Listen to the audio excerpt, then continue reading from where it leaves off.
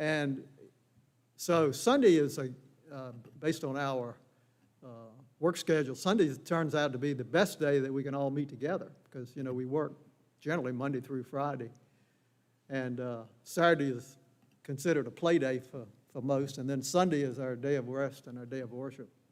So Sunday has become, and really it became back in 321 AD, the official day of rest for Christians.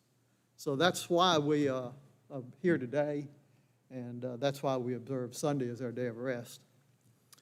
So let's look at some of the items under the Confession of Faith about the Christian Sabbath. If you look at item number 1, it says, we believe that the first day of the week is the Lord's Day or the Christian Sabbath. And as I mentioned, we're following the early example of the church in doing that. If we look at Revelations chapter 1, verse 10, we see John talking about, here's what he said, I was in the Spirit on the Lord's Day. He was referring to the first day of the week or Sunday.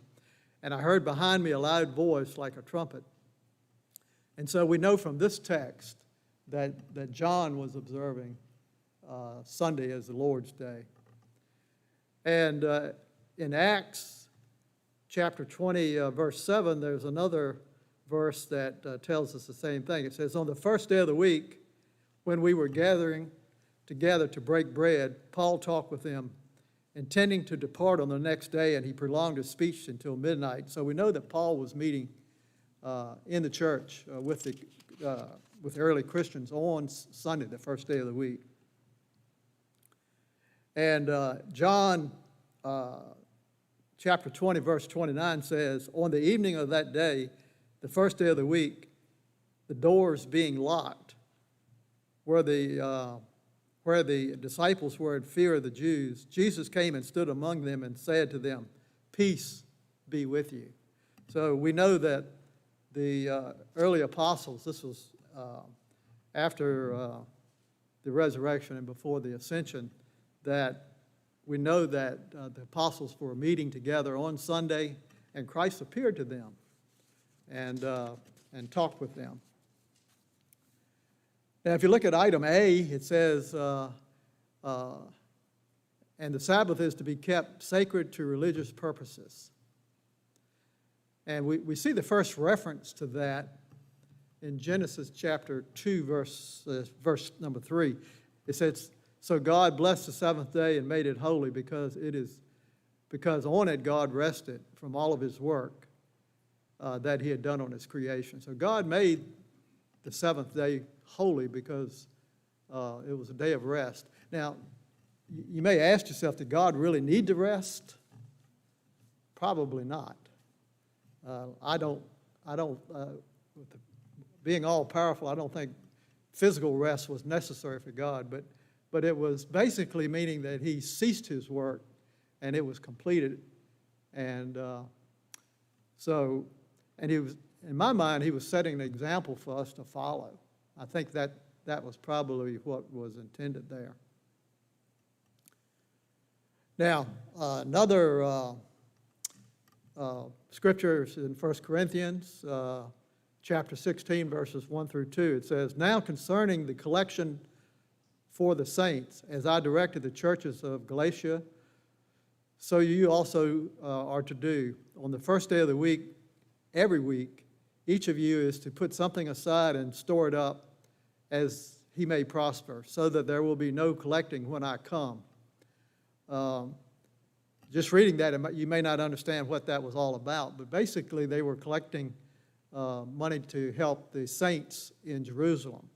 And Paul was writing the church that on Sunday, on the Lord's Day, the day of rest, that they were to routinely take up a collection so they were planning to take it to Jerusalem to help the saints there in Jerusalem. And then in Luke chapter 4, verse 16, it says, and he came to Nazareth, where he had been brought up. And as was his custom, he went to the synagogue on the Sabbath, and he stood up and read. Now, this is referring to Jesus, and this is the story when Jesus was rejected by his hometown in Nazareth. They actually ran him out of town, and they were going to push him over a cliff.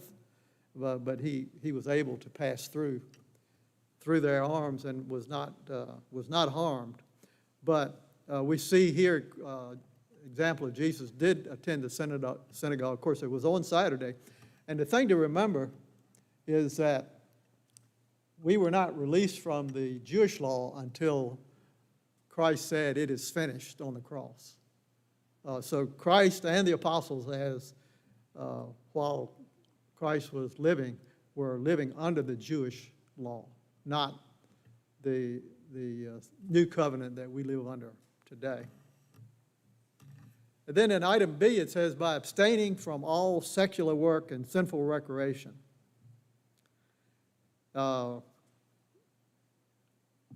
Exodus chapter 20, verse 8 says, "Remember the Sabbath, keep it holy. 6 days you shall labor and do all your work, but the seventh day is a Sabbath to the Lord your God. On it you shall not do any work." And then in Isaiah chapter 58, verses 13 through 14, it says, "If you turn back your foot from the Sabbath, from doing your pleasure on my holy day, and call the Sabbath a delight, and the holy day of the Lord honorable, I will honor it, not going your own ways, or seeking your own pleasure, or talking idly. Then you shall take delight in the Lord, and I will make you ride on the heights of the earth. I will feed you with the heritage of Jacob your father, from the mouth of the Lord it was spoken." So we see in these texts the importance of not doing any work, any secular work on the Sabbath, for us being the first day of the week, Sunday. Now, one question that you may ask or think about is, what about the folks that have to work, shift work, that have to work on Sunday to maintain their job? How does this apply to them? Well, the simple answer goes back to what I said earlier. Your Sabbath, your individual Sabbath, does not have to be a Sunday, but you should take a day each week and set it aside for God and for rest. And so if you're working and have to work on a Sunday, you should use another day of the week to honor God and to take that day of rest.